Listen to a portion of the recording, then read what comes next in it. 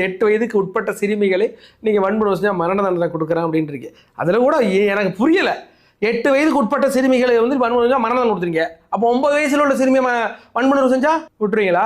10 வயசு 11 வயசு பைத்தியகாரத்தனமா ஏன் நீங்க இந்த வாக்குறுதி கொடுக்குறீங்க? நீங்க 18 வயசுக்கு உட்பட்ட பெண்களை நீங்க வன்புணர்வுனா உங்களுக்கு மரண தண்டனை கொடுக்குறேன் அப்படின்னு நீங்க சொல்லியிருக்கணும். ஏன் 18 வயசுக்கு உட்பட்ட எல்லாம் டீனேஜ் கீழே உள்ள எல்லாமே சின்ன பிள்ளைங்க தானே, சிறுமியை தான் நம்ம சொல்றோம். 8 வயசுக்கு மட்டும் உங்களுக்கு. அப்ப 8 வயசு கீழெல்லாம் இந்த அளவுக்கு சட்ட ஒழுங்கு நான் பாதுகாக்கிறேன் சொல்ல வக்கு இல்லை.